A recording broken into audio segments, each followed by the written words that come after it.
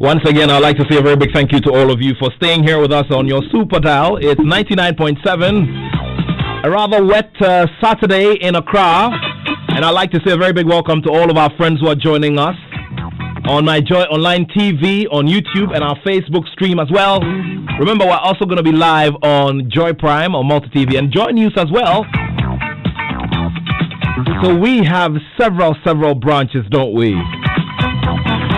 For interactivity, you can join us on our various handles. It's Facebook, Joy Sports, and Joy Sports GH.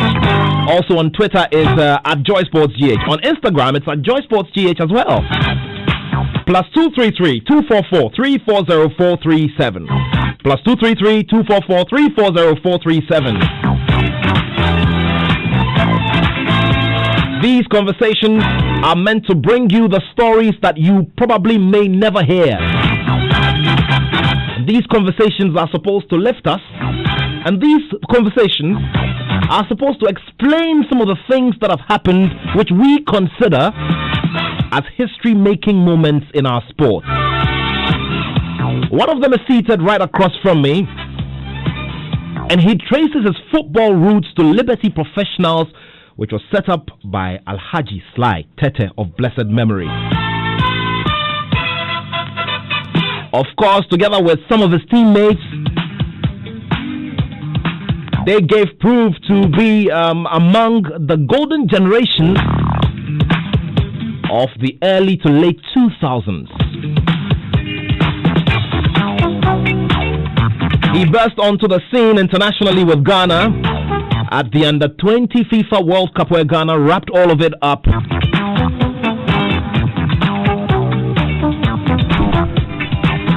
with a silver medal, and of course the expense of getting cold.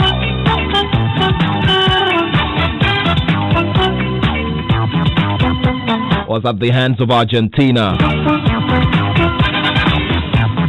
Since then, he has featured in Ghana's two of Ghana's World Cup appearances out of 3, and of course he's been in different places in terms of football destinations around the world. Years on, he has hung his boots and is doing something very remarkable in terms of identifying who will become the next set of world beaters from the West African sub-region, which arguably can be named as the best place for talent and quality on the African continent. Derek Owusu-Boateng is my guest here in the studio today. Derek, thank you so much. Thank you. Yeah, and good to see you, man. You look good, man. Thank you. Yeah. What's the secret behind this, this hairstyle? Is there any reason why you decided to keep? Because you've kept it for some time, right? Yeah, since 2006, after the World Cup in Germany. You've been doing this since 2006. Wow, that's very interesting, eh? Yeah. Interesting stuff there. Good to see you, and you look good as well. Thank you. Yeah. All right, so just before we get down to the business, I'd like all of us to do some Formula One business. Remember that COVID-19 concentrated Formula One action begins this weekend in Austria. 9.7 FM.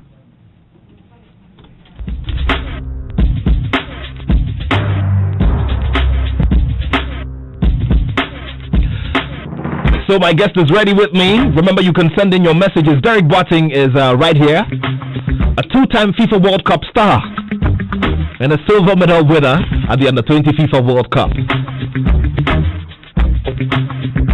But let's talk some Formula One, shall we? So the coronavirus has had its own, effects on, sport in general, and Formula One is no different. Now, in the past week, we've heard, for instance, that Renault will not have any engine, shifts or modifications for this season, which will be executed without fans. Let's quickly jump into the practice, which has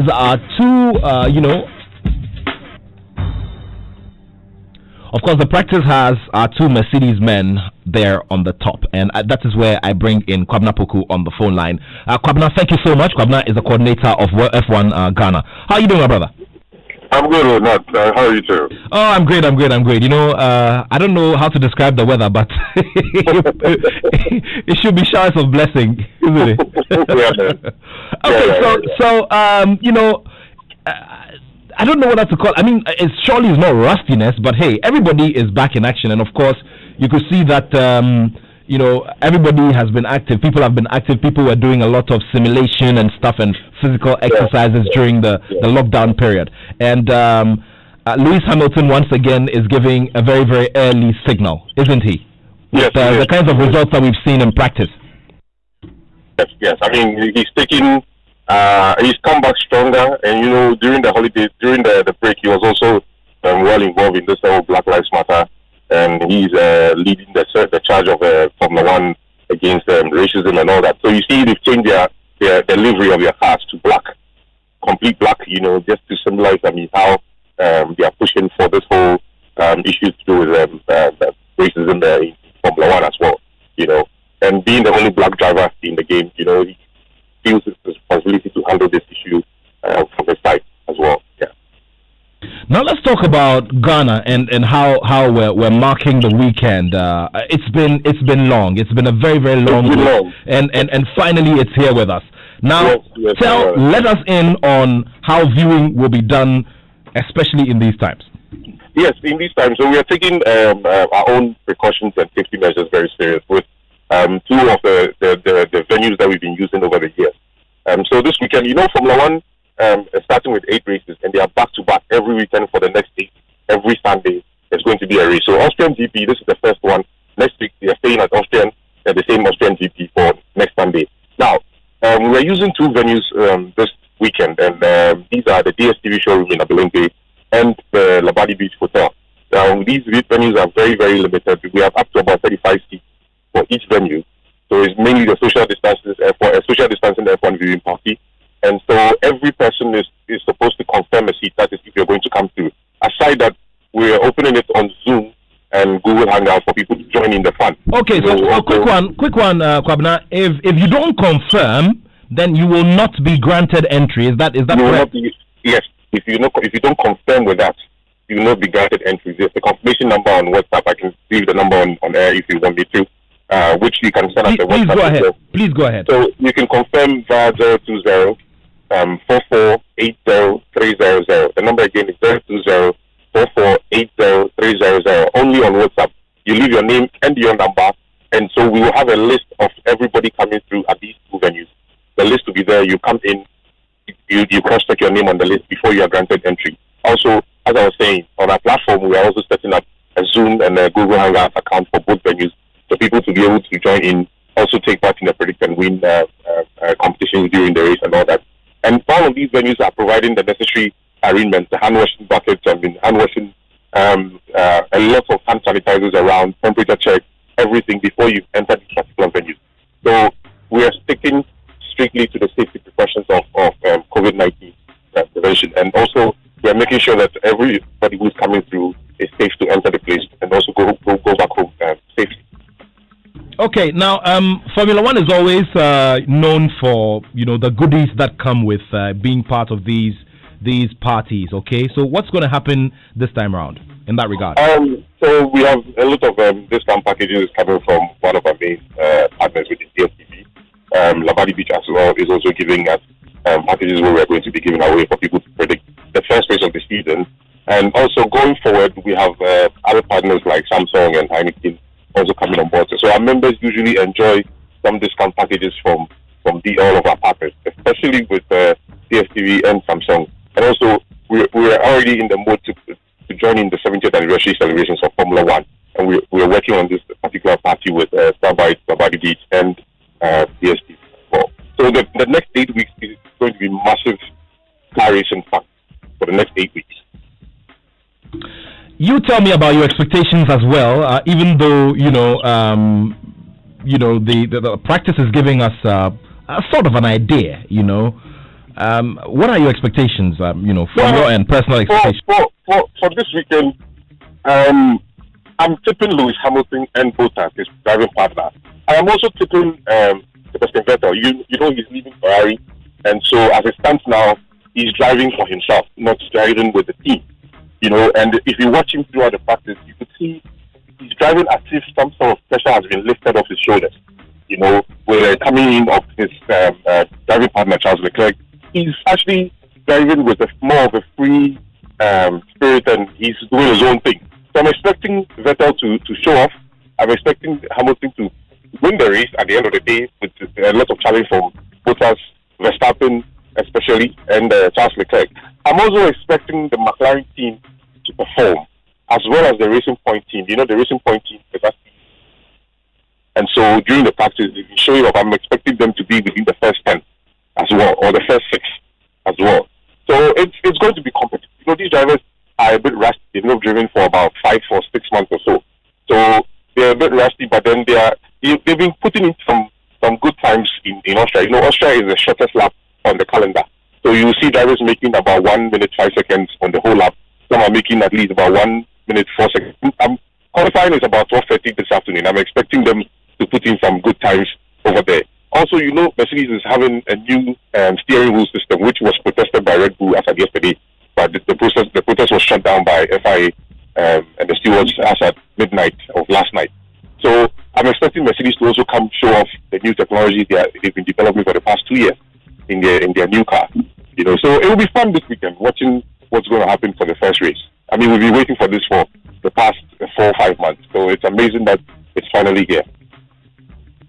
All right, so thank you very much, my brother, and we'll be looking forward to it. And this is the COVID season, and because of that, Formula One Ghana is also being very, very compliant with COVID-19 protocols. That's great stuff. Thank you so much, and we'll be keeping tabs on the race and all of that. Thank you. Thank you very much. All right.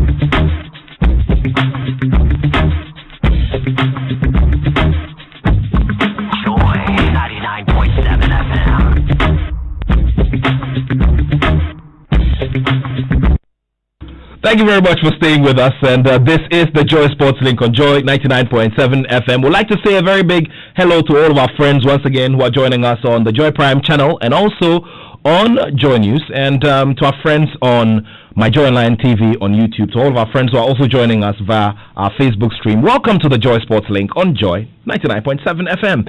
Today, we're sharing the moments and spending quality time with Derek Boateng, an ex-Ghana international who is now a scout doing amazing stuff on the west coast of Africa. Derek, great to have you one more time. Thank you. You have seen football in different places, from the English Premier League through to Greece, through to Israel, where you made most of your major achievements, winning the title and being named, best foreign player and all of that. It's been wonderful seeing you on the pitch play and wear the national jersey as well. But I want to begin from here. Once again, may God bless the soul of Alhaji Ibrahim Edward Sly Tete, the founder of Liberty Professionals, who is responsible for giving us great talents like Derek Boateng, Michael Essien, and Sule Muntari, and the list goes on and on and on. I remember once your good self, and Alhaji Sly Tete invited us over to cover an event. You were donating band equipment to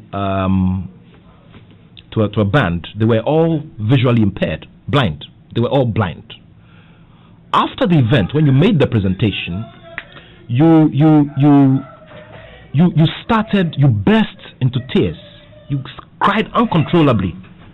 And it was for a while. I stood at a distance and I was just watching you. I didn't understand why you cried that day so hard. Why? Tell me today. First of all, thank you so much for having me here. I really, really appreciate you there. And the reason why I shed our tears was it was touching, because they were blind, and they have been asking the government, for this equipment, the instruments, because they said they don't want to go on the street and beg for money, so they want to do something for themselves. They know how to sing, some of them know how to drum and all these things. So they've been asking for so many times now, but the government didn't listen to them. So the last time I came back from Europe, and they said I have a letter, that I was living in Dansoma. So they give me the letter, and normally I don't go through that, but I don't know what happened, and I opened the letter and there's a CD, DVD inside, and also the letter to read. So I put the letter down and I put the CD in the CD player, yeah. Yeah, and I saw a couple of blind people saying what I'm saying right now. They ask for the government for the equipment so that they can use it to, play in an event so that they can make some money and take care of themselves. But the government haven't listened to them. And when I saw that video, it was really, really touching. And I couldn't finish watching it. I stopped it. I called a friend of mine and I organized all the equipment, and they list the things they want, in the letter. So I call and I get all the things ready, and they have their phone number there, and I call them and I make that donation. So doing that donation, I have so many things inside me, and I cannot put it in words, but it came with tears. So that's what happened, and it was really, really touching, and one of the best moments I have, because for me, during my career, if you ask me, like even now, winning trophy with my clubs or helping people with Joy 99.7 FM. It brings me so much joy, and also their own is really, really special because of the idea they have, that they don't want to go on the street and beg for money, but they want to do something for themselves. You really, really get to me. So that's the reason why I made that step.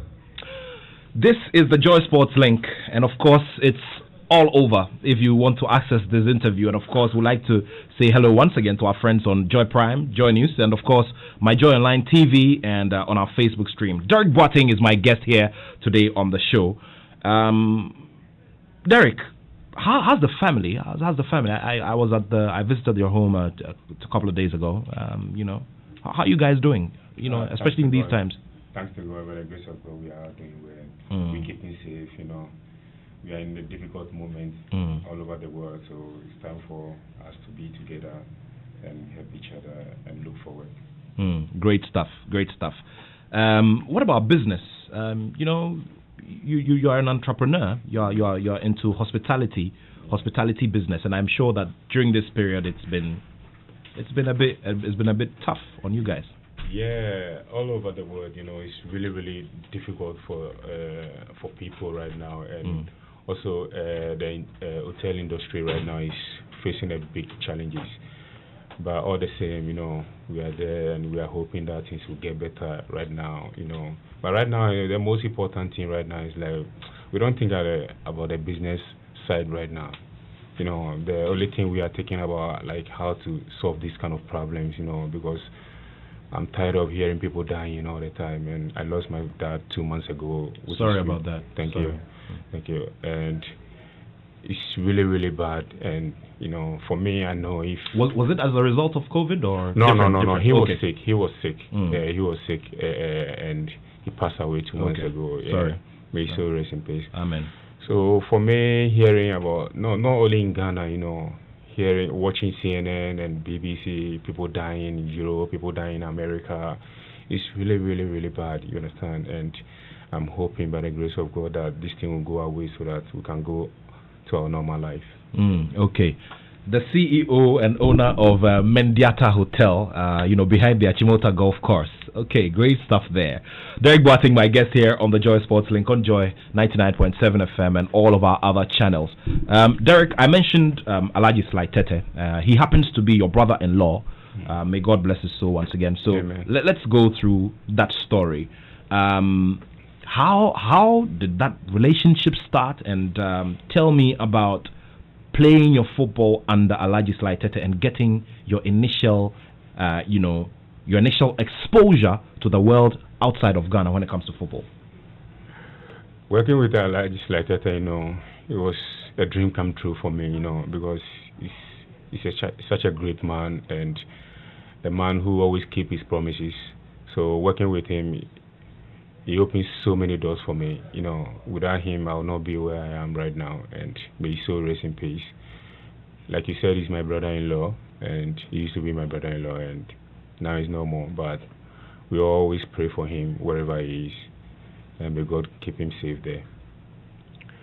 Sly helped me so much, not just Sly with Mr. Anson, the chairman of Liberty. Mr. Felix Anson, his partner. Yes. Yeah, they helped me a lot because during my career, things were really, really difficult. Living in Accra, Kolewoko. It's not like I'm not proud of where I came from, but it's like in terms of financial support and all these kind of things, it's really, really difficult there. So Mr. Felix Anson and Slaitete took me away from there and brought me to Liberty Professionals, and it's not like they guide me just through my football, but they also guide me through life, you understand, and they let me know how I have to respect people, or how I have to receive people, and how I have to behave in public and all these kind of things. So they helped me really, really a lot, and my first professional contract was in Kalamata, in Greece, which has Slaitete took me there. I was with him from here, from Ghana to Greece, and he never left me. He was there doing my trials and everything. He was sitting down there watching everything and make sure that I'm on the right channel and sign my first contract. So Slaitete has been a huge part in my career, and he has helped me a lot during my career, and Felix Anson also. All right, Mr. Felix Anson, greetings to you. Mr. Felix Anson is now, in charge of Liberty Professionals. He's a former executive committee member of the Ghana Football Association as well. Great gentleman, there's no doubt about that. Remember the messages. If you're sending messages, it's +233-244-340-437. +233-244-340-437. I'll start sharing some of them with you so we can do as many of them as we can today. Your childhood mates also made great impact in the national team. I mean, you grew up with Essien, Sule, and the like, in Liberty Professionals. Tell me about growing up and playing in Liberty Professionals as youngsters, and getting out of here eventually and starting to make the kind of impact that you made. Playing for Liberty Professionals is a dream come true for us, with me, Michael Essien. Before you go ahead, before you go ahead, I mean, at the time in the late 90s, definitely it was Accra Hartsville, Kumasi Asante Kotoko, Ashanti Gold, and all of that. So why then was it Liberty Professionals for you guys? Yeah, because all these teams you mentioned, they are the huge one in Ghana, exactly, and they are not coming for a player, up and coming players. They always come for the big ones, established players. Yeah, who has the name already. So we know Liberty Professional is a place where if we want to start our career and move forward, it's a great place for us. So that's where we moved and we started playing. And I remember during my career, I played only 4 games, Okay. And my 5th game I have to play against Accra Suffolk, and that game is supposed to be on Saturday. Saturday, and I have to travel to Greece on Friday for my first professional contract, and some of the officials called me, because that time I was on fire. I was playing as number 10. Okay. I've been scoring goals for Liberty, and so they call me. Some of the officials call me and give me some money not to show up in that game. Oh, I see. They give you money not to show up in the game against Liberty. I see. They gave you a bribe. I'm sorry, I'm an Arts fan, but what can I do? I took that money, and I'm supposed to travel on Friday. Okay. Yeah, and the game was on Sunday. Saturday. The game was on Saturday. Yeah. So you were not going to play the game at all. But no one knows that I'm traveling on Friday. Okay. So I went and took the money. It was good money, So. And this is serious. I left on Friday, They will never forgive you for this. No, but I didn't show up for the game. That's Okay. what they want. Mm. And I left. So in their minds, they probably think that money that they gave you was what, The money that it makes me stay away from the game. But I was done with Ghana football. So these things, Derek, these things are real. I mean, these things were happening in the time. It's not like they are like the people who give me their money, they are like big fans of Accra Sofo. Oh, they are fans, not officials. No, they spend a lot of money. Okay, in Ghana we have a lot of people who support the team. Yeah, gives money for the players and help the players. Yeah. Okay. So that's what they did. And so they were scared of your influence in the game, yeah. in the Liberty setup, that they had to get rid of you one way or the other. Yeah. I see. Yeah. Oh, okay. So it's not just the officials, and it's being revealed by somebody who's been there before. That it's not just the officials. The fans also play a very big role, and they also go in the background and pull all sorts of strings, including giving money to opposing players to stay away. I see. Have you ever met any of these fans ever after this? Yeah. Okay, yeah. and we just talk about it. It was laughing, and we just talk about it and make laugh out of it. And I told them that I was traveling on Friday, and they said, "Wow, Derek." You collected our money. They are very good friend of mine now. I see. But you've always been a fan of Accra Hearts of Oak. Yeah. I remember when I started playing for Liberty Professionals, my mom always tell me that she supports Accra Sofo. She's a big fan of Accra Sofo. And she said to me, if we are going to play against Accra Sofo, I should make sure that I will not eat in the house because she's going to... She'll starve you if you play against Hearts. I see. Yeah, I see. She really loves Accra Sofo. Yeah. I see. Yeah. And you never ended up playing for Hearts? Yeah. I never. Yeah. I started my career with Liberty Professionals, and but deep down in my heart, I support Accra Sofo.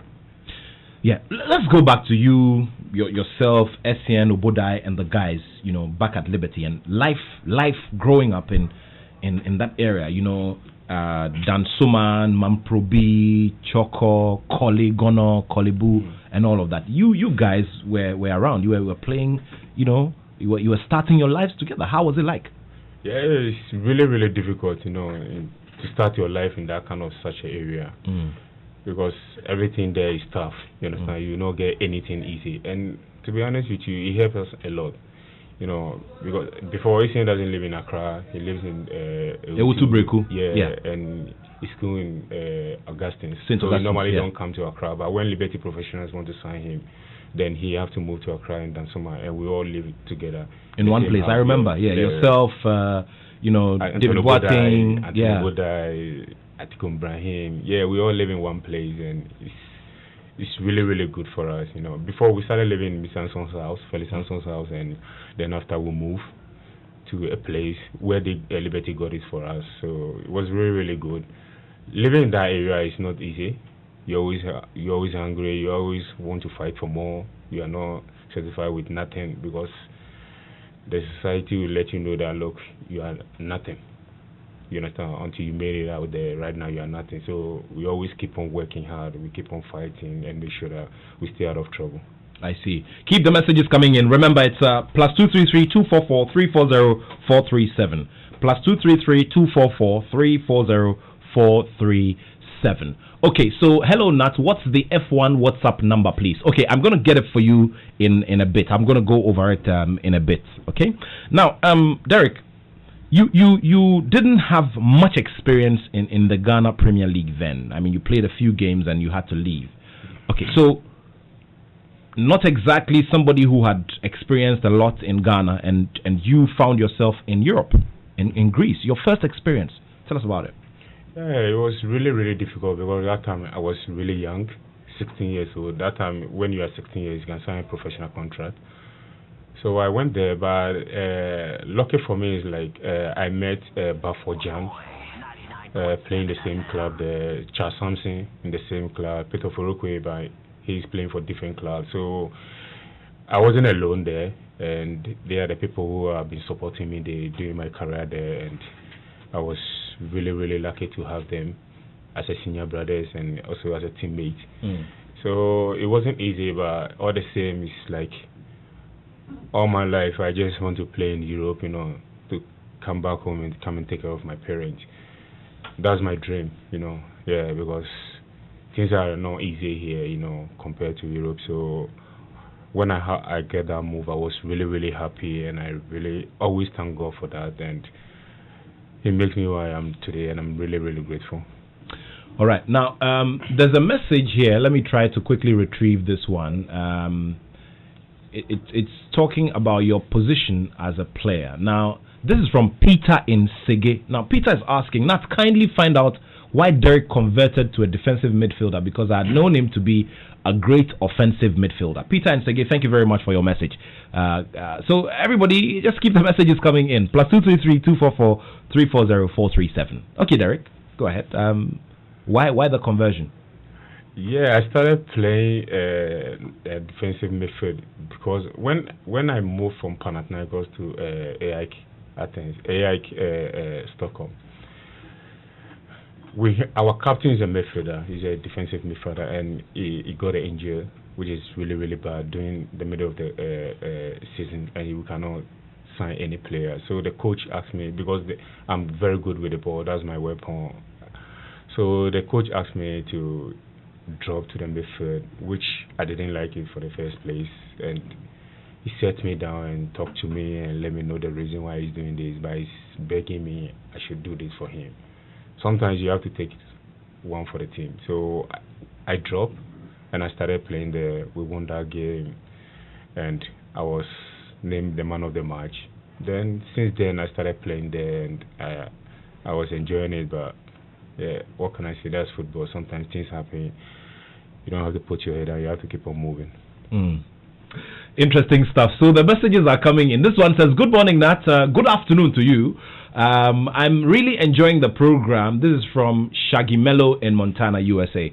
All right. Thank you very much, Shaggy Mello, for that message. Keep them coming. There's this one that also says, okay, so it says, Nat. Okay, this is from Sami. No, sorry. Mamiama in SCC. Nat, I remember when I used to follow Kwame Pele to watch Liberty in Dansuman. Derek is one cool guy. Okay, hey, Mamiama, you. So, Derek is one very cool guy. Yeah, we all know that. Thank you very much for reminding us, Mamiama, that Derek is a very cool guy. The reason why I have him here in the studio for all of you to listen to and watch him. All right. Now, this one says, good afternoon, Nat. Derek Boateng adds up to the list of sterling sportsmen that Infantsipim School has produced. Arthur Wharton, the first black man to play in the English Premier League. Aziz Zakari, the first Ghanaian to make it to the finals of the Olympics in the 100 meters event. And the unsung hero, Oba Nana, who dominated sprints in the 2000s. Oba Nana. Infantsipim is so proud of him. Kofi Boachi of Ahoma Clothing. Kofi, thank you very much. And I know that you always press the Infantsipim buttons, And greetings to Mr. Magnus Rex Dankwa, Chief Operating Officer for Ghana 2008, a seasoned international sports consultant. As for the Infantsipim discussion, and look, Kofi, I do remember Obanana very well. We've been looking for him. That guy was something else on the tracks. And he, let's be honest, from an Ogasco boys' perspective, he created some problems for us during his final year at the Intercollege Games. Memories from Infantsipim School, Derek. Yeah, they gave me so much opportunity there, because it wasn't easy to have that school. Even Yeah. if you pass your grades or something like that, it's really, really difficult. And Yeah. for them to give me the opportunity, I'm really, really grateful, and I'm always proud to tell people that, look, I'm Butcher guy, I school in Infante Payne, you know. Yeah. Yeah, it's really, really respectful school, Yeah. which I'm very proud of, to be part of it. So I respect them a lot, and I thank all of Infante Payne guys who helped me there when I was there, and Musi Sechi is one of the guys, and all the teachers and the sports masters. Yeah, I really, really thank them. I see. Muba. Okay, so all right. Keep the messages coming in. We'll keep running over them. So you did all of that. You played at AIK, and then you found yourself in Jerusalem to play in the Israeli top flight. Now, at the time there were options, but why did you decide to go to Israel? Wow. Going to Israel is like, it's a shock for everyone, including my wife and family, friends, and people who are very close to me.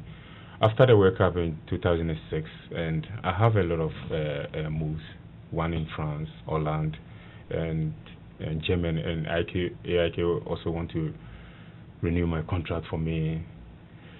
So there's a lot of options. Then the Israeli team came, Beta Jerusalem, came with crazy money, and I don't know what to do, you know. I even called my wife. That time she was in Ghana, I was in Sweden. I called her, she said I have to follow my heart, where I feel like I'll be happy and go, and I chose Israel, you know, and then she don't like it. She didn't like it? Yeah, the same person who asked me to choose. Shouts to you, Aisha. We love you, you know that. She doesn't like that. And I said to her that you asked me to follow my heart where I'll be happy, you know. And I don't know why I choose Israel, you understand, but I know everything happened for a reason. And now, if you ask me all the countries I've been playing, England, Spain, Germany, all these countries I've been playing, if you ask me where I truly, truly love and where I have a nice time, was in Israel. I see. Yeah, because they show me so much love, so much respect, and people have been there for me all the time. I'm not saying the rest of the teams I play, they are not been there for me, but in terms of like going outside, doing something on your own, and you see every time people are there trying to help you, people are there to support you and do things for you. And sometimes I go to the shows, buy things I don't pay, and yeah, and they helped me a lot. And the football wasn't too high, but was okay for me, and I was playing, and it was easy for me there to play and everything. Then I moved from there, but all the same, I really, really thanks God a lot, and give thanks to all of people who helped me during my career there, because they really, really do a great job for me. I see. In terms of the competitiveness, and this is something that always comes up. I mean, I'm sure your wife, for instance, was also looking at the level of the league. I mean, the pedigree and all of that. You know, what about the competitive? I mean, if you even compare to Greece, where you had come from, it's not too high. Like I said to you, the football there was easy for me. And I remember one time we were playing, and they have their former national team coach. He was the commentator in the game, and he's saying that I'm embarrassing the league, and I have to move from there and go to Europe, and it was funny, you know, doing when we were playing. How I moved from there is like we were playing against Maccabi Tel Aviv, and their captain came to me, said to me that, look, he'll break my leg, I have to leave from here, I don't belong here. And I asked him why, and he said, come, look, everything is easy for you, you have to go where you get a good challenge. And I said, okay, how can I go? And he said, okay, if I help you, will you go? And I said, yes. The next day he called me with our agent and met with me, and that time he left like 2 or 3 months, then we finished the season. So we finished the season. After the season, we went to pre-season with my team, Beta. Then the agent met me there with FC Colo from Germany, like a joke, and we signed a contract for 4 years. And I was really, really shocked, you know, how everything moved so fast. But at the same time, I give thanks to God, because I was really playing good football there in Israel. Then I moved to Germany. I see. Obviously, Germany, England, and the like gave you a bigger and tougher challenge. I mean, in all of them, and of course Spain eventually. Which of them would you say gave you the biggest competition and drew so much of your energy and your competitiveness? I would say Spain. Okay. Well, in England, when I moved to England, the injuries is so much. I've been having a lot of injuries during my career there, so I didn't enjoy the league much. I didn't play a lot of games, so it was really tough for me. But Spain is the country that I play most of my games there, and I have a really good season there. My first season, I won the MVP in the league and in the team, which I'm playing, Getafe. We have really great players there, but I won that trophy. So I was really proud of myself. We came sixth in the league, and the second season too was really great league, a great season for me. So I'll say Spain gave me a lot in my career. So immediately I would take you into the discussion about Thomas Partey. Everybody who's been here in the last month has had to say something about it. You've played there before. I mean, he's caught at a crossroad in his career now. What do you think he should do? I mean, he's putting up wonderful performances, especially in these COVID times as well. What do you advise he does? You want him to stay on, play, and possibly win the Champions League with this Atletico before moving on, or this is the time to move? I think for me, what I would advise him as a senior player and senior brother is like, this is the most difficult time in his career. Why? Because the questions that are coming, and the messages and the voices that come. Even me, I'm not Thomas Partey agent or something, but a lot of people DM me on my Instagram. Please tell Thomas Partey to go to Arsenal. Tell Thomas Partey to do here, go here, go. I see. I have a lot. Tell me about it. Yeah, it's a lot. You understand? And I think this is the moment he needs to sit down and concentrate really where he is. People have been sending you private messages on your social media to talk to him to move to Arsenal. They want you to advise him to move to Arsenal. Most of them are from Arsenal fans. Yeah, and United. And Manchester United. Yeah, I see. Yeah. I see. Yeah, but for me, he needs to follow his heart, where he'll be happy, where he's respectful, and where he'll play every week. You can make all the money you want, and if the coach doesn't play you, you'll never be happy. That's football. That's our life, We always want to make the money, but we also want to be on the pitch and play. We don't want to earn the money that we are not working for. So for me, I would advise him to move to where he'll be happy. Or if he thinks Atletico respect him, they make him happy, he's playing every week, it's good for him. But for me, I'll not advise him to move to Arsenal right now because he's a Champions League player. And at the look of Arsenal team, they are not ready right now.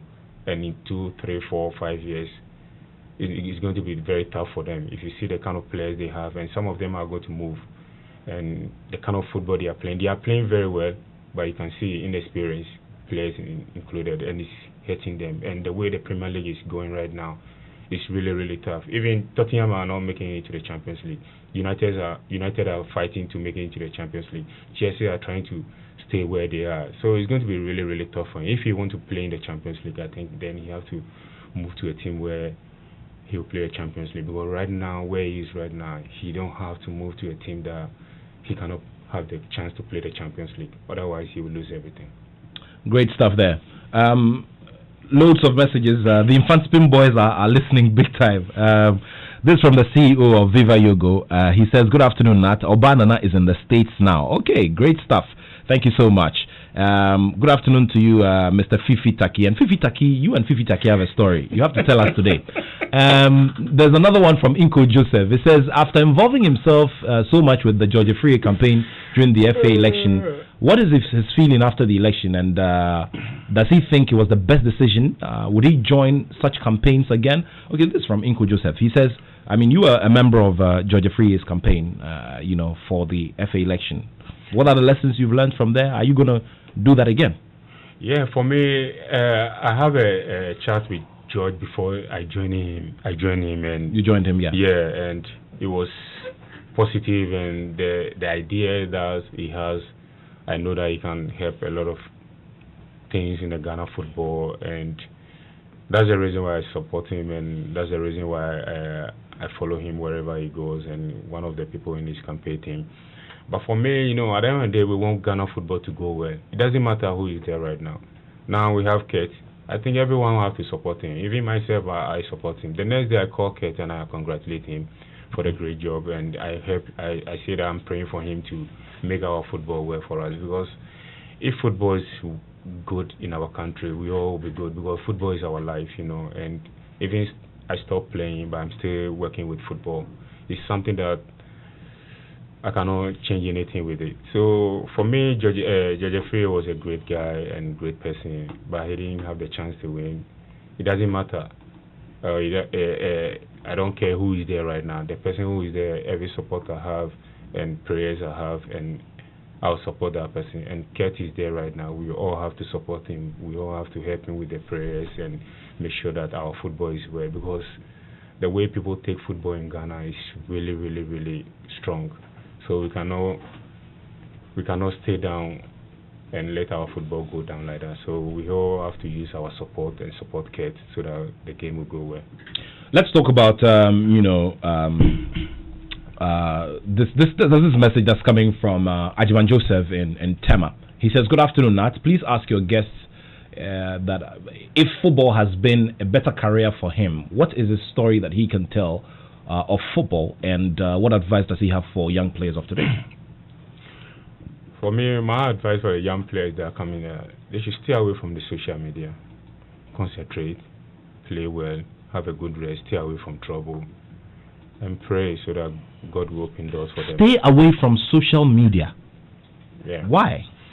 Yeah, because the social media is destroying so many things, destroying so many young players, and they are not concentrating. Before, in my time, after the game, we go down and think about the game we played. We play the game inside our head again and make sure that the next one we not make a mistake, But right now, you see people posting things which they are not doing it. You understand? Yeah, they don't teach what they practice. So it's like it's really, really hard for them right now, because of they see the kind of things going on social media. They think in social media they can be whoever they want to be, and it's really, really bad for them right now, because their concentration is very little in terms of posting things, not sleeping early and all this kind of things. So for me, that's my advice for them, because if you want something to be done right, you have to do it yourself. You have to sacrifice and put your time and your mind to it, because you cannot just, you're a footballer and 12 o'clock a.m. you still up posting things on social media or watching things what the people are doing on social media, and the next morning you have to go to training. You don't have enough rest. So I think, and they have to keep on pushing, A lot of times people will tell them no, people will tell them they cannot do it. I want them to know that the word no, they should not believe the word no. They have to keep on looking forward and keep on working hard. Derek Boateng here on the Joy Sports Link. This special edition is also on Joy News and Joy Prime later on in the week as well. Keep the messages coming in. My brother and friend and senior colleague Fifi Banston has sent this one. Arsenal will be a bad choice for Partey, especially when we are not ready to invest. No wonder Derek Boateng is a MOBA. Okay, today the MOBAs are taking over my show. Okay, now this message is from Nathan Gaduga, who used to be here at My Joy Online with us. Please tell him we, his mates from BT International Codes Club, are also listening. He should share his exploits at the annual Ramat Cup in Nigeria. Okay, from Codes. We haven't spoken about your Colts days. Yeah, it's true. I think that I played, during my young age, BT International. I played it with a lot of guys, and they are great people, great players, great friends. And we still have a group chat. We normally chat on it, but I see. And they always make fun of things, and they are good people, And doing that tournament was good for us because we are young, we haven't traveled outside the country before, so, and we went by road, and we're all happy, when it's time for Ramat Cup, everybody wants to be part of it, and we have such a nice time there. Now, Great player, Mayele. He's a great player by all standards. My only problem is that he did not reach the height we all thought he would be. Sakaman boys are proud of you. This is from Sir George in Sakaman, just behind your house. He wants you to know that it's Sir George who is just behind your house in Sakaman. Oh, okay. Okay, but he says that he wanted you to reach a higher height than you did. Do you have the same feeling? He wanted me to reach there. I want to reach different, and God want me to reach different. So at the end of the day, I reach where God want me to reach. But are you satisfied when you look back? I'm so happy where I am not right now. Can't you see in myself and how I relate to people and my family and how I live my life? I'm so happy. I'm so grateful whatever I achieve.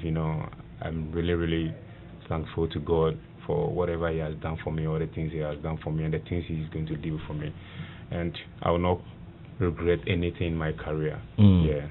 Well, let's go into the Black Stars, and of course the highest heights of playing in the Black Stars was when you got the opportunity to feature for Ghana in Germany and in South Africa. The qualification process, especially for the very first one, was a tough one. Yeah, it wasn't easy because it's our first time and we are all looking forward to it. Every player is working really, really hard. We're concentrating now. If we come to camp, we make sure that we are together, working hard to make it. Because Ghana never been in the World Cup before. We have great players, but they never have that chance to play in the World Cup. It's not because they are not good. They are good, but we being the local ones, you understand? Because if you see the kind of players we have before and they didn't move to the World Cup, and it's not because they are not good. They are our leaders, they are our legends. But we are the lucky ones to make it to the World Cup. So it was really, really good tournament for us. We went there and we have so many support from every country, especially in Germany, because of Samuel Sekunfo playing in Germany before, and Gerard Asamoah playing in Germany, Edusape, Otuado, they all play in Germany. So we have a lot of support from Germany. And it really, really boosts our morale in camp, and it helps us a lot to achieve whatever we achieve. Alfred Phobia has sent this message. He says, "Oh my God, this is a great talent. This truly, it was Derek who made me understand and see what the real importance of the midfield role was. His exceptional performance when he came on in the second half in the friendly against England, I always remember. Now he completely took over and dominated the midfield, and that pushed the English back for us to get the equalizer. Great talent." I do remember that big friendly. We were supposed to have a second installment of Ghana versus England, but it never happened. They are scared. They are scared? They are scared of us. Okay. They are scared of us. To be honest with you, they are scared of us. What makes you so convinced that they are scared of that? Because if you see that game, how we dominate that game, and that game was very, very funny because we went to Kenya to play qualification against Kenya. Yeah, and from there we moved to England, and we were there, and you can see the fans that are coming to the hotel cheering for us. There's a lot of people in Ghana. There's a lot of people from Ghana lives in UK and all over the world. So they came there a lot, and the stadium was full, 90,000. The ticket was sold out, and it was great tournament, a great match for us. And that game, I'll tell you what happened. I was supposed to start in that game. Okay. Before the game, a night before the game, the coach called me and sit with me and said to me, "I'm going to start that game. You want me to help the young players and do what I do best in the midfield, handle the game and control everything." I said, "Cool. I'm so happy that he has such a confidence in me in this game." So the next day, at the time, it was Milovan Rajevac was the coach. At the time? Yeah, Milovan. Yeah. So when the next day, game day, we went to shake up in the morning. Then, blast that. We went to shake up in the morning, and the coach called me to the side again. He said, "Hey, what is going to happen?" But I knew what is going to happen. He said to me, "Derek, I told you I want you to start the game, but I want to see one of the players, so I want you to sit at the bench so that you come in the second half." And I wasn't disappointed. You were not disappointed? No, I'm a player who always support the ones who are playing. Because football is really, really fun. If you sit at the bench and you're trying to sabotage those people who are playing or say bad things or wishing them bad luck, my friend, you come on the field, you look like crap. I see. You will not play well, trust me. You will never play well. So I was happy. I said, "Coach, no problem. We're all Ghanaians. We have to support I cheer them up, I talk to them, I make sure that we are on the same page. And we are in the bus, and Stephen came to that game. That time, I think he had resigned for the national team. Essien also came. So Stephen was in the hotel. He sit at the bus with us. He was sitting beside me, and he was asking me if I'm going to start. And I said, no, I'm supposed to start, but the coach asked me to. And Stephen, the advice he gave me is that, Charlie, don't worry. Even 5 minutes when you play, you can show them who you are. And I said, okay, Capi.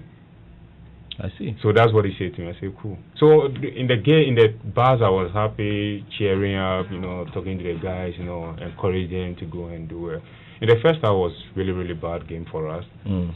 So the coach asked me to started doing warm up and come in straight up in the second half, which I did, and everything changed from there.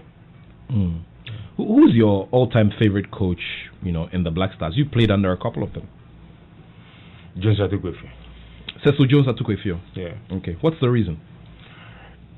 Every player knows, all my colleagues know that whatever Jones shows us during our time in the national team, whenever we go to Europe, we see in the white coaches, we see the same things. They show us the same things. I see. Yeah. So for me, Jones Atukwefio is the best coach for me. I see. There's a message from Alfred. He says, hello, Nat.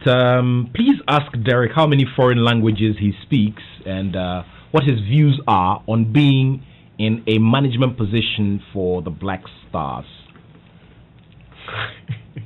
How many foreign languages do you speak? And to be honest with you, whenever I go, I don't care about the language, Okay. I'm just going there to play my football and be happy. But I make sure that. So in Israel, for instance, you never learnt the Jewish. You never learnt the Hebrew. Yeah, in the football terms, I understand the language, but outside the pitch. You're not able. So you're not able to speak fluent Spanish? No. I see. But during the game, talking to the players, asking for ball and all these kind of things, I understand. You're able to do. Yeah, but outside, no. Just one by one, I see. Interesting stuff. Now, you talked about not being upset when you're as a big player, you're not given the chance to play. I remember that after the World Cup, for instance, after the 2006 World Cup, it took you a while to return to the Black Stars team, because I remember that in one instance, there was a squad that was announced for a friendly, and you were not named, and then one person, I think it was Hans Sedu Sape or someone, who could not play, and then you were given the invitation to come in at the last minute. You remember that, don't you? Yeah, I remember. Yeah. You were not happy about that, were you? Yeah, because after the World Cup, I was expecting that the players who went to the World Cup have to report again, because sometimes we destroy our team so early, you understand? We need to try and make sure that we keep the players and so that they know each other really, really. But what I see is because I moved to Israel, because people are expecting me to move to Europe or Germany or England or something, and I moved to Israel. So, and that time all our players are playing the top flight football. You understand? So for me to move to Israel, I don't know that there's a reason why the coach dropped me in that game, but I think that's the reason why, because I don't know the reason why he dropped me. I see. Are you able to communicate your displeasure to the coaches you work with? Is this something is it a practice for you? Yeah. Where you tell the coach, or you ask him when you're not being fielded, you put these things across, you communicate them one-on-one. Yeah, we do that a lot, Okay. I don't know if some of the players do it, but me, to be honest with you, I'll do it, For instance, example, when I was in Eibar in Spain, the La Liga, there was a time I was playing and we went to vacation, I came back, and the coach started playing different player, 1 or 2 games, and the third game still the same, and we are not winning also, we are losing. So I went to his office, I asked him, he should give me the reason why I'm not playing, because I'm doing everything on the pitch.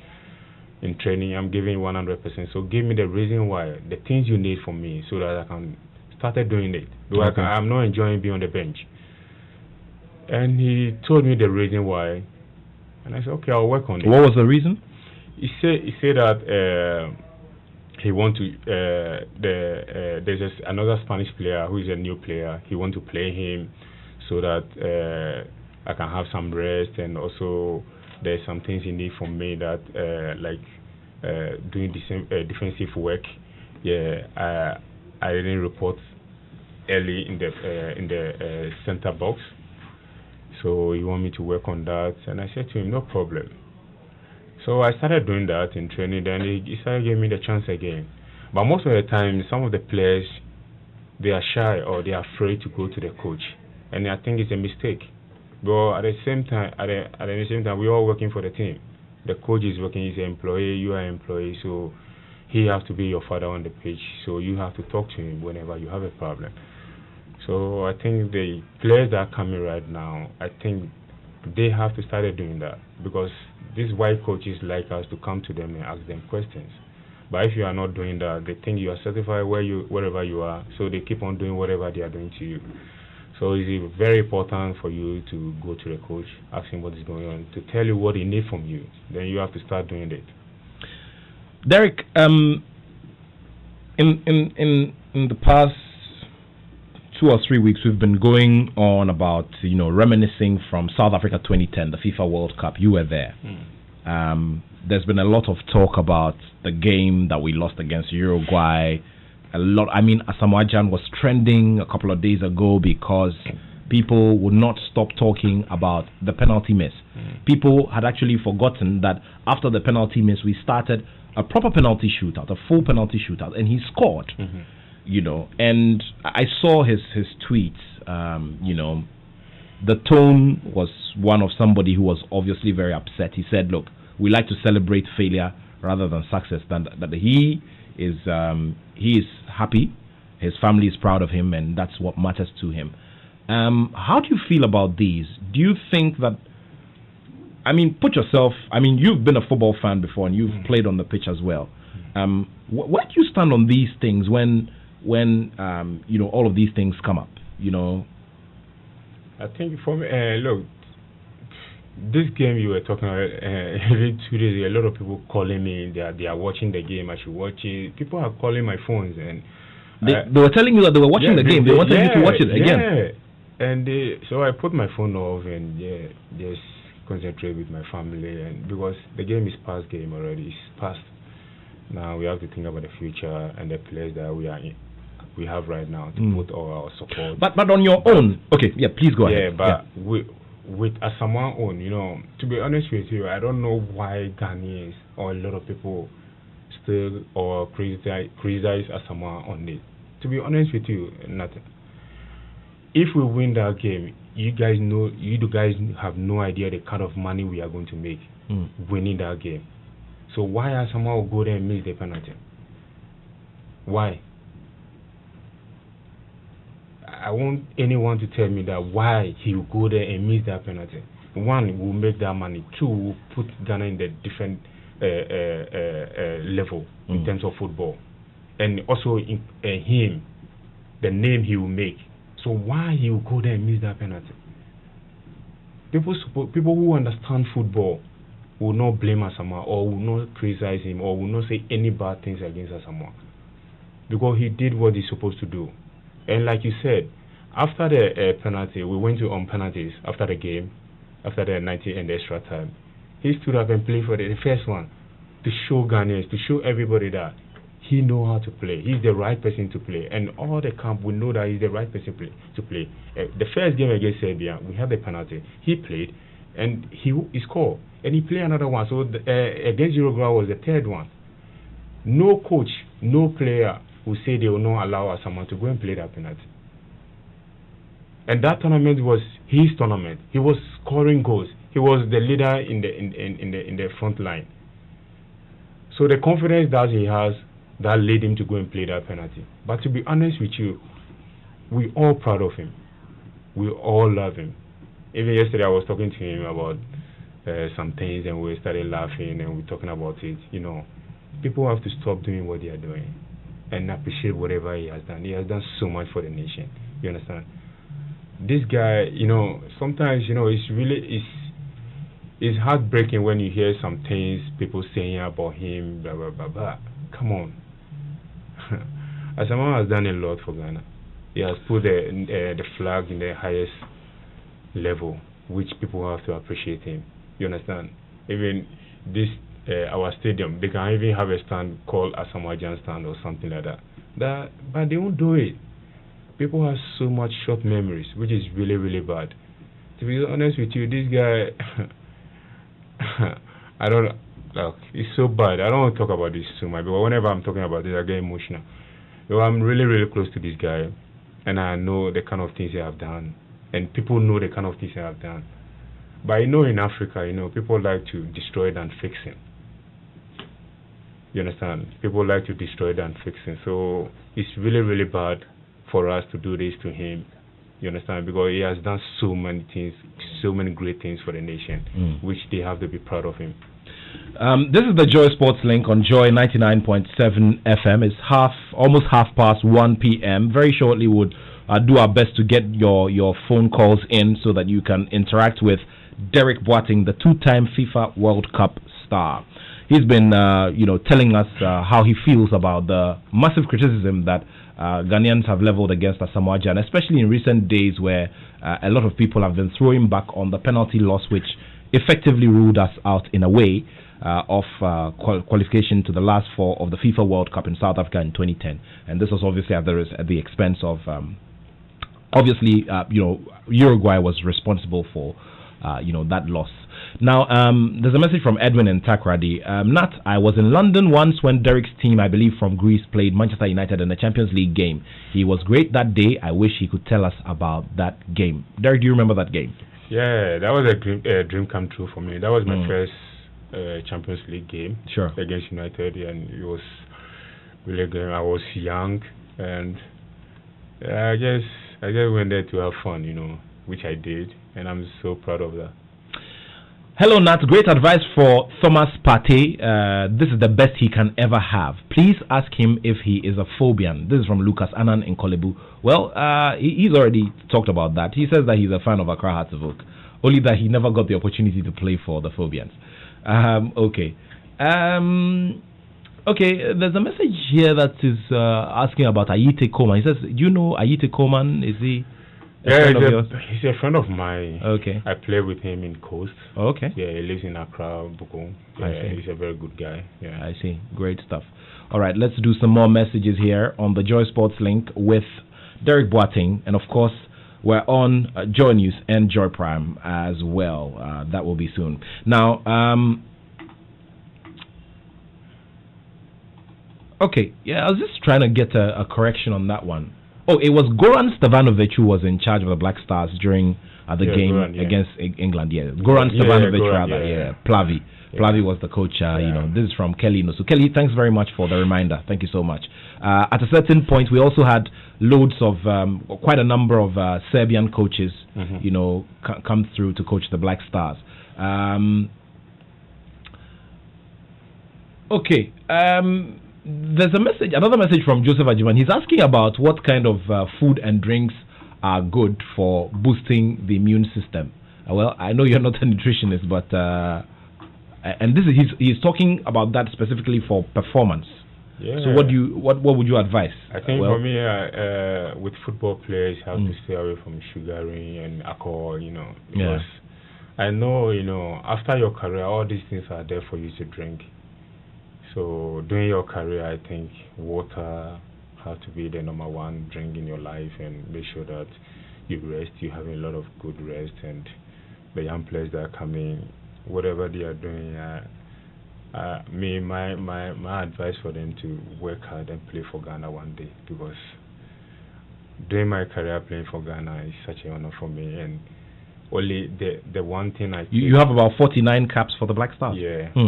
The one thing I take with about the national team, playing for national team, is like standing in front of Ghanaians and singing the national anthem. Tell me what runs through your mind when the national anthem is being played. I mean, when you're wearing the national jersey and when the national anthem is being. Tell me about you, Derek Boating. Those moments when the national anthem is being played. What runs through your mind?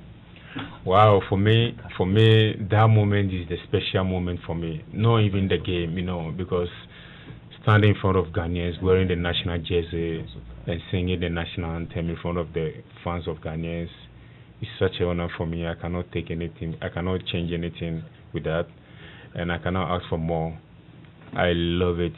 It's the moment for me. All the games I play for national team, the only thing I would take with me is singing with the national team in front of Ghanaians, and the kind of things that it gives me so much joy, that no one can take it away from you. So my advice for any Ghanaian player that work hard and play for the Black Stars one day, you feel what I feel when I'm talking to you.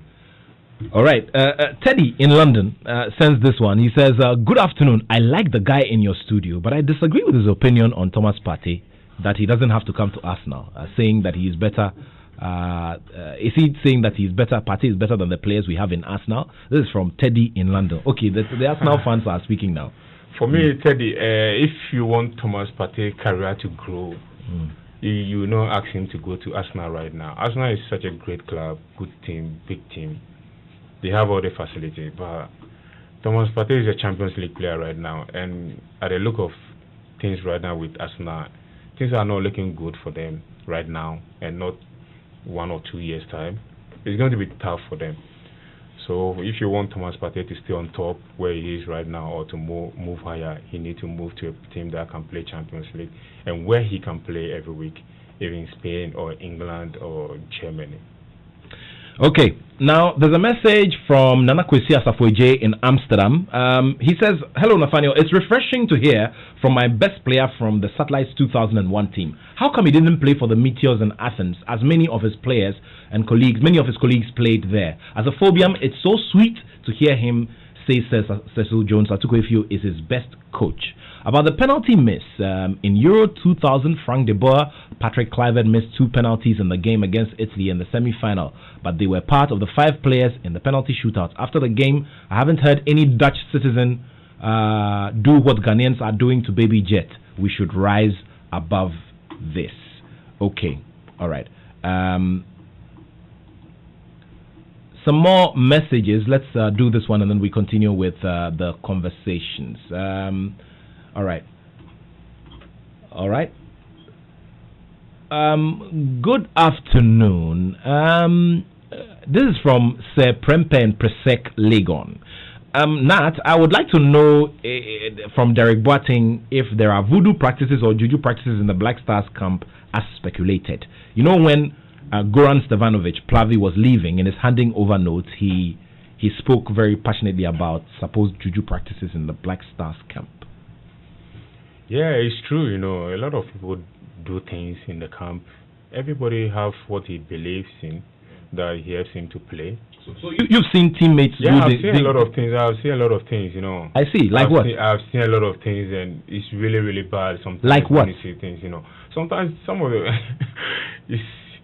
some players cannot even go to their rooms, The kind of smell that is there is really, really tough. So for me, like, every player know whatever, when he does, he can help him to play very well, he can help him to move good. I'll make an example on when we were in Cup of Nations in South Africa, I think 2013. After the tournament, things went bad for us, where we supposed to reach. We didn't reach where we supposed to reach. So we all have a meeting with the coaches and everyone, and everybody's talking, and I was sitting quiet. I don't want to talk because I know the kind of things some of people are doing, and for me it will not change anything. So I was sitting down quiet and I didn't talk, and as someone said, why I'm not talking? I said, there's nothing to talk about, it's finished, there's nothing to talk about. He said, no, but I need to talk. Then the coach said, no, Derek, you need to talk. You are a senior player and we want to hear your voice with this conversation. And we're supposed to go and play the 3rd place against Mali.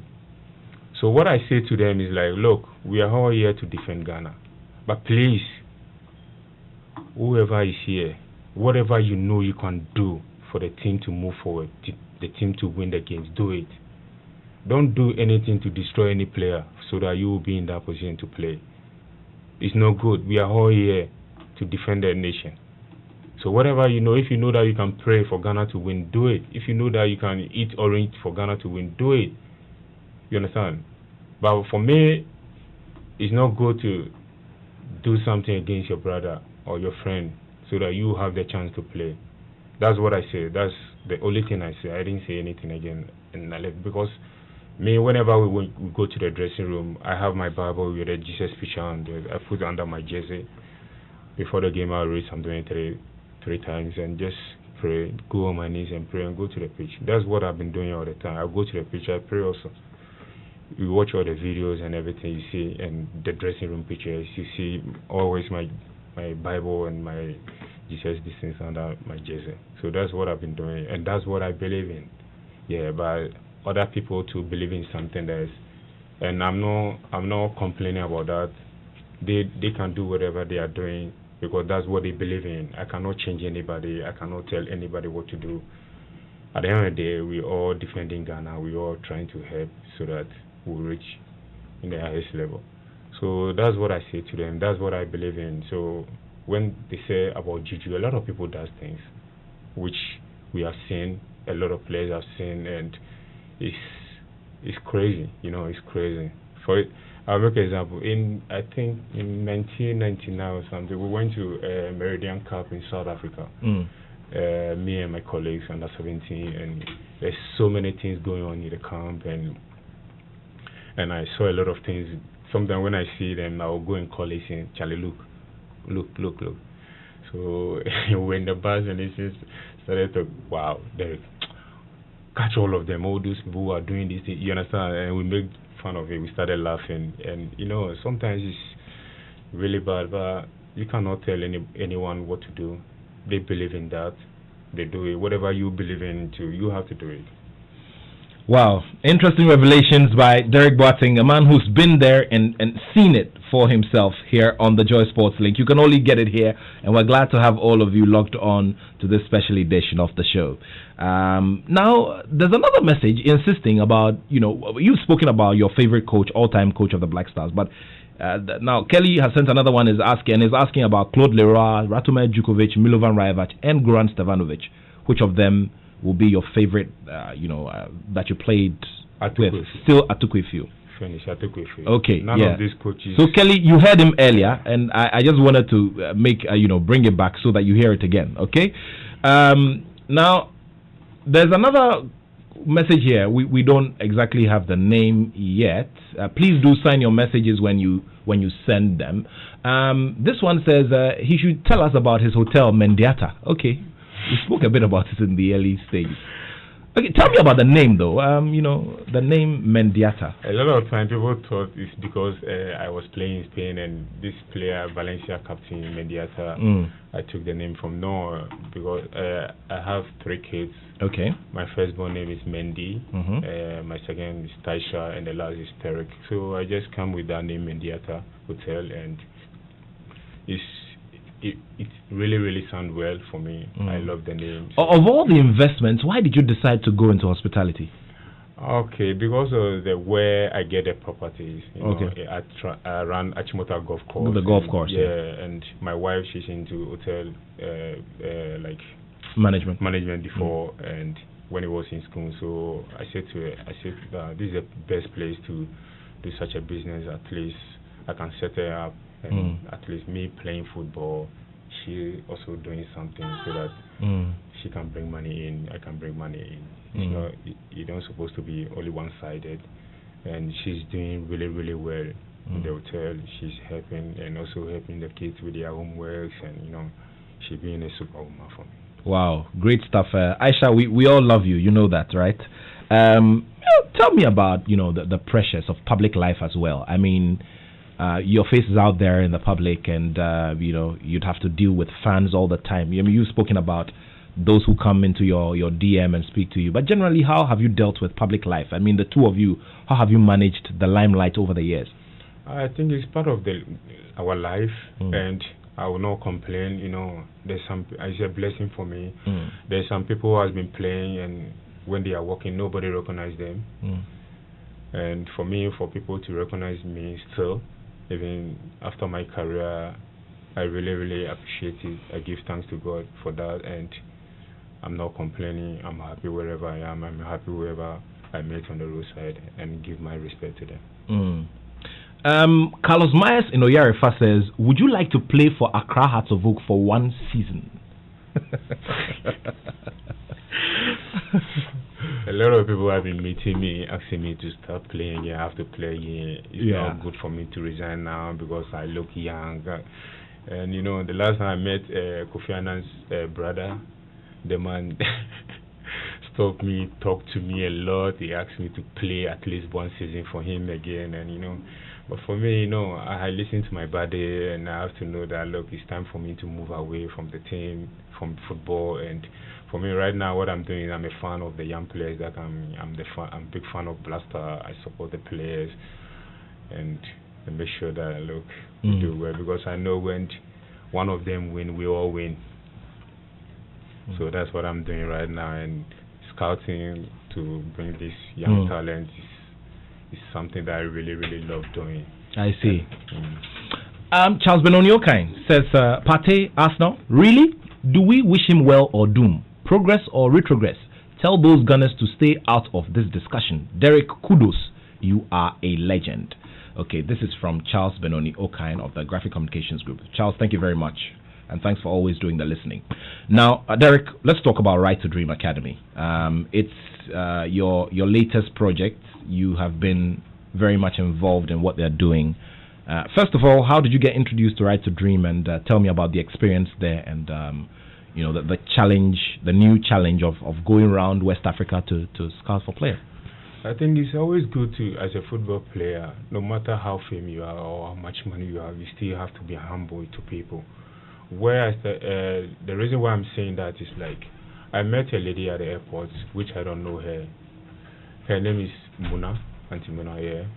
Her husband ran a dentist at, he has a dentist hospital at airport, Airport View Hotel at the junction, the top building there.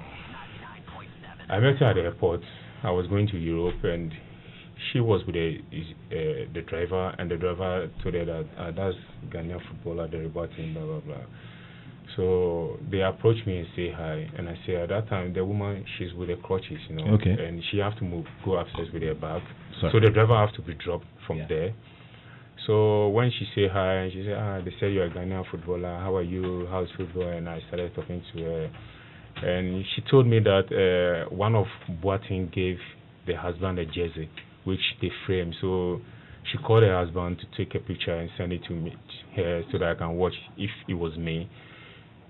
So when the woman showed me the picture, and I said to her that no, it wasn't me. It's one of the BOATENGs, one of the young players that I play in Europe that gave the husband that jersey, so it wasn't me. And she said, okay, but the driver told her about me, that I'm a Ghanaian player. I said, yeah. So when we were going upstairs, I took her back. I hold the bag for her, and we went upstairs. We went to the business lounge. We sit down and talk.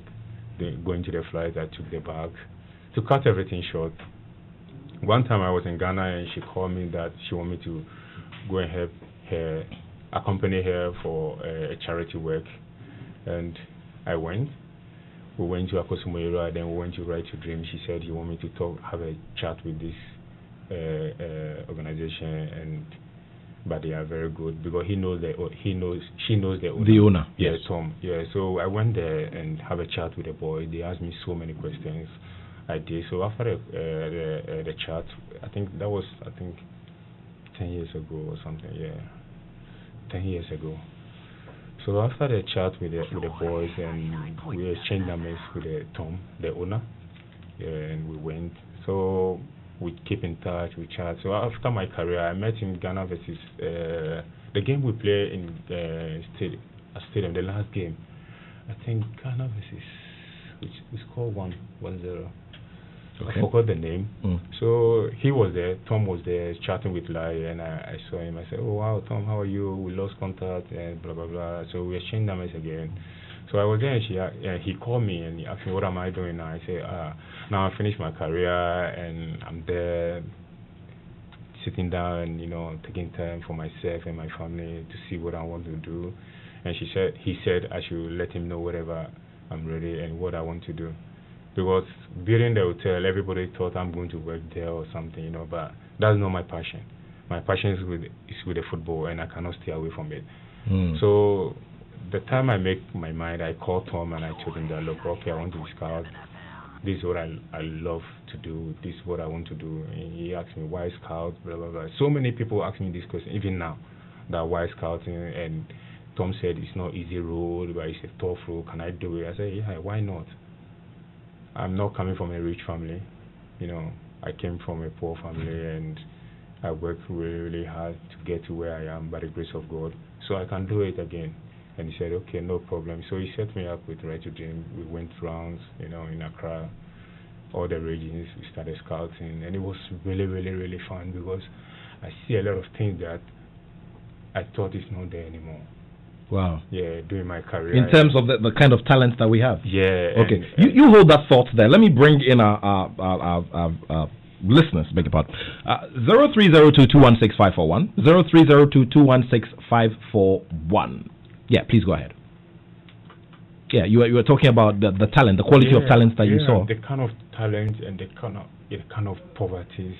Poverty, around. I saw. It makes me cry all the time when I'm scouting, and you know, and being in that position that I know that I can change somebody's life. I'm so happy, you know. I'm so happy with this job. I'm really, really grateful. And you go around the sub-region as well, so other countries. We go all the regions, and also Africa countries, African countries, and sometimes in Europe. And so even April I was supposed to go to Europe and after Caribbean to scout, but because of this COVID-19 I couldn't go. And back on the poverty things I'm talking about, is like, because me making it out from this kind of area, I thought I'm not going to see it again, or it's no more there again, you know. So until I started scouting and I saw this kind of things, all the things, and where some of them are sleeping, man, if you see, you cry.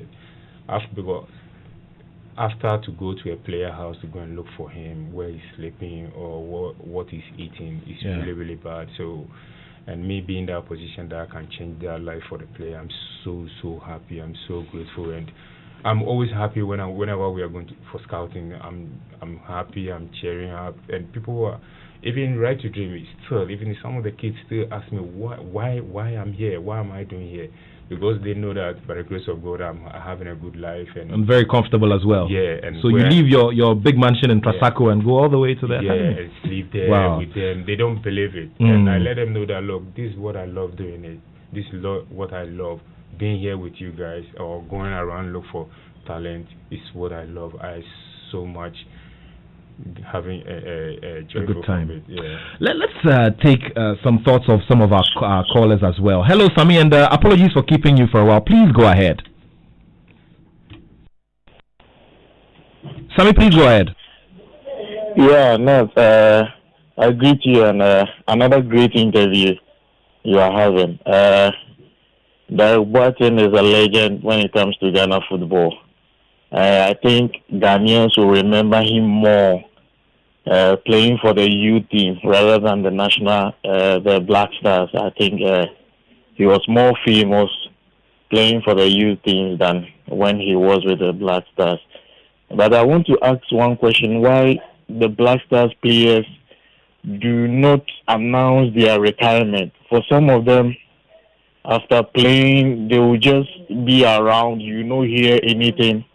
Then all of a sudden, they are like retired. But when you look at the other players from Europe, immediately they finish their career. Probably they make a press conference or go on Twitter or something and announce their retirement. But it's not with our Black Stars players. They do not do that. And very well. That's Derek why. Thank you so much, Sami, for your question. Before you answer that, there's a message from Philip Johnny Quarte. He says, great interview. Philip Johnny Quarte is a seasoned journalist. He says, great interview with Derek BOATENG, whose contribution to the game in the country has been remarkable. Thank him for his philanthropic gesture, especially to the blind band. I remember that donation at the Liberty Clubhouse. Thank you, Derek. Philip Johnny Quarte sends this one. Thank you very much, Philip Johnny Quarte. So he's asking about why you don't announce your retirement properly and just, I did my, but me, I'm not on social media. I just came up on social media 6 months ago. I see. So it's like there's nothing for me to post out there or to put out there. But I did my a small interview. Yeah, very well. It's time for me to move away from the game, but now I'm a big fan of the lifestyle and I'm a big fan of up-and-coming players, which I did. So I did mine, but because I wasn't on social media by then, people didn't hear about it. Yeah, and I didn't put anything out there. Echo is our next caller. Echo, good afternoon. Good afternoon. Please go ahead. Yes, good afternoon, Derek. Good afternoon. Yes, I don't intend hating Derek or interrogating him, but I want to know from you whether the mother is disadvantaged, whether she's blunt. I quite remember some couple of years back, he was asked for the blunt to make a donation there. I don't know whether you're the one speaking. Actually, I'm also blind. I want to know from him, please. You're also blind. Okay, all right. Thank you very much. Yeah, it's true. My mom is blind. Okay. Yeah, she's blind. And she's always been blind, or she had a sight and lost it? Growing up, I never seen my mom seeing it before. And it's something that she said she would tell me one day, but since now she haven't told me. But but all the same, It's all good. It's all good. 0302216541. 0302216541. There's another one from Abrazizi Nadidome. He says, ask Derek, what is the captaincy thing that people fight about? Is there any additional money that the captains earn? Before you answer that question, George is on the line. Hello. Good afternoon, George. Good afternoon. Please go ahead. I sent the earlier message. Sure. Yeah, Derek. Yeah. How be you? Fine, thank you, sir. This be your small boy, Chris in Boss, Chris Waddell. I remember we sat with you one time behind your house, and you were talking to us about how you went to Russia and the cold was so intense. You remember you were lacing your boot and Inku came there because the wood is carbonic. You remember? Yeah. It was Mujaru for the conversation. Mujaru came there, you left us just like that. Anyway, you are a great player. We respect you. You'll be nice to all the boys in Sakama, and we wish you all the best. Thank you so much. Care. Thank you. Thank you very much, Peter T. And I just like the guy in the background who say, Lord. Yeah. So you were talking about, you were making a point. Scouting, right? Yeah. There's the other one. I lost my train of thought a bit. Let me just do the final call and then we'll come back to that. Okay. Hello. Good afternoon. Yeah. Good afternoon. All right. So just within the next minute or 45 seconds, we can wrap this up. My name is Peter T. Okay, Peter. Please go ahead. Yeah. Thank you very much. Derek, how are you? Fine, thank you, sir. Yeah, I think you alluded to the fact that between you and Accra Hospital, but then you were in Liberty, professional.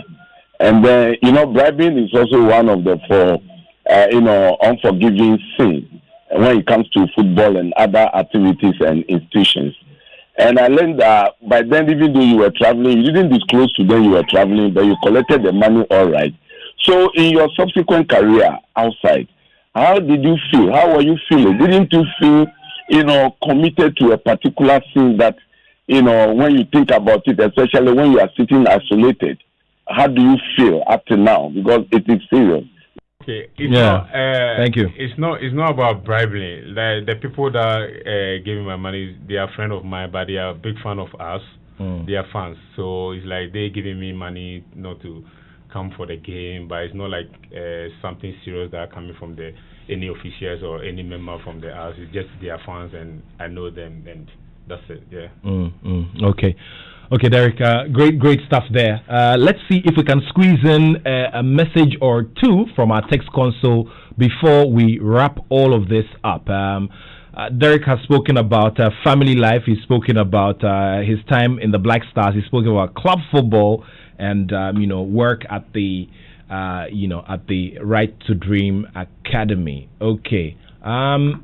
Let me do this one. It says, Nat, good work. Derek has shown a humble posture, and it seems he personified exactly what he is in this interview. This is from Kwesi in Pram Pram. Okay, thank you very much, Kwesi. All right, it's been, a wonderful time. It's been great sharing your company this afternoon.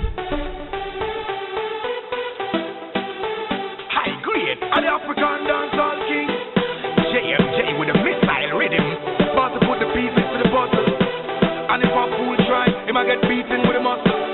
Let go. Dance and get active. I want make it get interactive. Tell her what we preach, we in practice. No say better run a war with tactics. Yeah, let me tell you what the you can't take me counting. One of Derek's all-time best artists. Okay, and then there's another one which I'm just putting in the mic here in the sound. Samini combining with Abrewanana. I'll ask George Kwe to play this song for Derek later this afternoon when we have the MC's discussion. This is going to be one of my longest Saturdays on radio because I'm overlapping into the discussion, on MCs and how COVID has affected our work. And of course, later this evening as well, I'll be working on the EMY Africa Awards, which will be live on Joy Prime and Joy News. It's from 8 p.m. and it's going to be live all across our platforms. Derek, great to have had you here on the show. Parting words, before we call it a show. Please go ahead. I want to give thanks to everyone who supports the Blasters and also supporting football, Ghana football. They should keep supporting them and keep praying for Ghana footballs to go higher, to come to the top again. And we thank them all. Thank you. This is how we say a big thank you to all of you who have watched, and we are going to bring you another edition of this special with another legend of sport here in Ghana. Thank you all for watching. Thank you all for listening as well. My name is Nathaniel Atto, and I have love for sport. Of course, for the first time after sign-off, I have to, say a few happy birthdays as well. Kabute Okanse, aka Kabute my MC. He's also part of the discussion this afternoon. Happy blessed birthday to you, my brother. A great time to be 40 years. Charlie, congrats to you, my brother. I don't regret leaving my honeymoon to come and host your wedding, All right, Derek Boating has been my guest. Pleasure. Thank you so much. And I'd like to say a very big thank you to Mrs. Aisha Boating and the kids, especially Mendy. Mendy was our cameraman for shooting our promo, in Tosako. All right, so another Infantsbim boy has entered the studio. It is Infantsbim colors. You can hear them in the background, can't you? Ahead. The very romantic Hannah Odame is here with the Joy headline news at 2.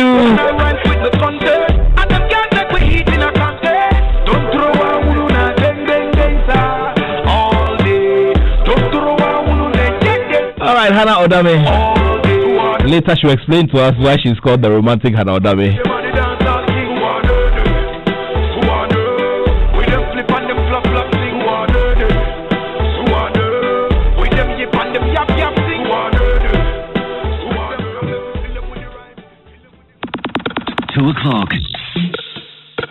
Hello and welcome to Joy Headline News at 2. Coming up, several communities in Tamale Metropolis flooded after an hour of downpour, and Presidency extends Auditor General's accumulated leave from 123 to 167 days. I'll tell you why.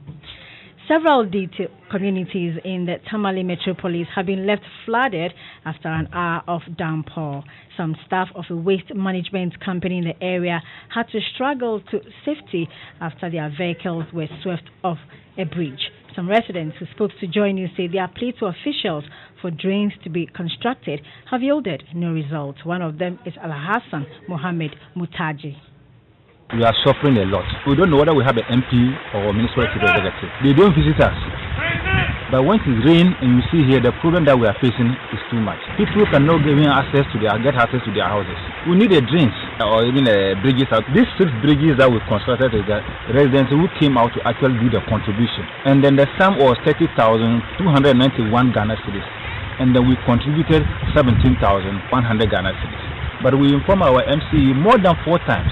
He himself has never stepped a foot here. And he told us that we should wait. He will let the tipper bring us the gravel. The amount that we will do, nothing. Every day is storage. The municipal chief executive for the area, Hajja Mariam Idris, says their concerns will be addressed. I want to indicate that yes, my attention has been drawn to these flooding issues in some communities within the municipality. And as I speak with you, I'm even coming from one of the communities along the airport road. In fact, some of our communities are known to have perennial floods, and we are liaising with the feeder and urban roads to see how possible we can come in to put an emergency measures in place. The presidency says it has extended Auditor General Daniel Demolevo's leave from 123 to 167 days. Mr. Demolevo had claimed his understanding of the labor law does not entitle any worker to accumulated leave as the presidency had asked him to take.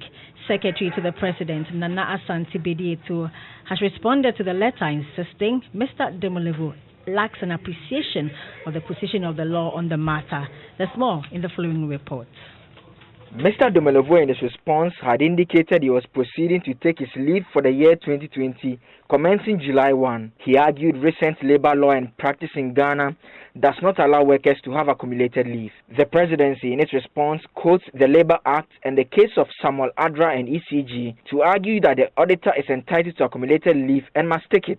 Secretary Asante Bedietu says Mr. Demolevo's decision to take the leave for 2020 means he has offered to add an additional 44 days to the already outstanding 123 days. He says the presidency accepts the offer, bringing the leave days to be taken to 167. On claims by the Auditor General that the directive to him in the circumstances creates the impression of the presidency acting in bad faith, the presidency says it is unfortunate. It argues a person occupying such an office must exercise restraint and circumspection. It adds that the president does not think the work of the Auditor General is embarrassing government, but rather considers it as critical to good governance. That was a news desk report. And finally, the Medical Superintendents Group Ghana have expressed worry over the continuous challenge arising in the hospitals as the country's COVID-19 cases increase. The group wants government to take a second look at who qualifies to be a frontline worker to motivate workers. Dr. Joseph Tambil is president of the group. We know that the people who are infected are those at the OPD, at the records, at the accident emergency centers, at the labs, on the wards, and so on. These are the places where you don't know who has what, but you have to see everybody. And we think that that is where the risk is highest. For taking care of somebody who is infected, I know that this person has this, so I'll take the best precautions possible. And the numbers speak for themselves. So we think that this is good feedback for government. We need to really look at it. What other countries have done is to pay for treatment to facilities on a case-by-case basis, because it is the facilities that know who did what in relation to the cases that they have. Dr. Joseph Tambil is president of the Medical Superintendents Group Ghana. That's it for the news at 2 with me, Hannah Odami. George Quay is up next and he brings you Showbiz A to Z. You have a tall list of things you're going to talk about today, George. Yes. It's going to be a great afternoon, Hannah. And, the COVID-19 has really messed up the industry. We are going to look at the MCs. We're talking to local and international MCs as well. We've got it all sorted. We actually had Steve Harvey to talk to, but great. Yeah, but a few things came up, so maybe next week we'll speak to him. Next week we'll speak to him. Yeah, it's only Joy. But the others are trying. We'll enjoy the 8.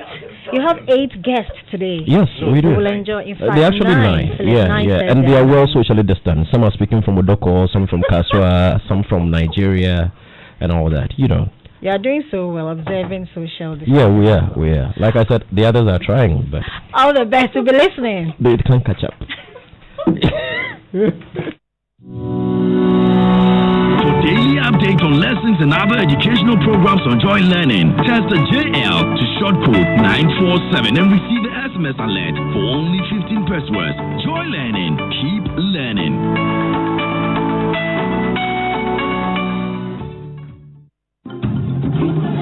If we change the way we look at things, the things we look at change. Winning